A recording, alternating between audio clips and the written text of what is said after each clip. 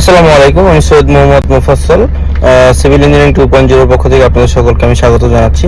তো আজকে আমি যে বিষয়টি নিয়ে কথা বলবো সেটা হচ্ছে আমাদের ঢালাই অথবা আমাদের যে কোনো ধরনের সিমেন্ট কনক্রিটের কাজের ওই প্লেসটিতে ওটা আমাদের কিউরিং এর বিষয় নিয়ে আজকে আমি কথা বলবো। তো কিউরিংটা আমাদের সবচেয়ে ইম্পর্টেন্ট কনস্ট্রাকশনের ক্ষেত্রে, কারণ হচ্ছে আপনি যে জিনিসটাই কনস্ট্রাক্ট করবেন সেটা যদি প্রপারলি আপনার কিউরিং করা না হয় তাহলে সেক্ষেত্রে আপনার ওই ভবনটি অথবা ওই স্থাপনাটি আপনার ঝুঁকির মুখে চলে আসবে, ঝুঁকিপূর্ণ হয়ে যাবে। কারণ হচ্ছে আপনার কিউরিং হচ্ছে আপনারা হয়তো জানেন যে আমরা সিমেন্ট ইউজ করে থাকি, সিমেন্ট বালু এগুলো ইউজ করে থাকি আমাদের কনস্ট্রাকশনের ক্ষেত্রে।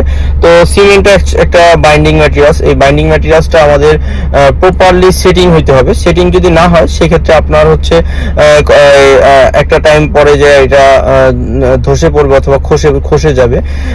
এই কারণে হচ্ছে আমাদেরকে কিউরিং করতে হয়। তো কিউরিং এর জন্য আমরা আমাদের কিছু নিয়ম আছে। আর কিউরিং এর প্রয়োজনীয়তার বিষয়টা হচ্ছে এটা আমাদের সিমেন্টের যে ইয়াটা আছে, মানে সিমেন্ট বালু আমাদের যে কনক্রিটটা আছে, কনক্রিটটা টোটালি প্রপারলি এটাকে আমাদের সেটিং করার জন্য আমাদের কিউরিংটা করার প্রয়োজন।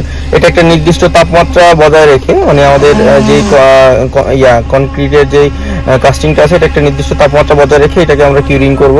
তো কিউরিং আর টেম্পারেচারটা বেশি হয়ে গেলে এখানে আমাদের সিমেন্টের যে ম্যাটেরিয়ালসগুলো আছে, আমাদের ভিতরের সিমেন্টের কর্মক্ষমতা এটা কমে যাবে এবং এটা প্রপারলি এটা সেটিং হবে না। এই কারণে হচ্ছে আমাদেরকে কিউরিং করতে হয়।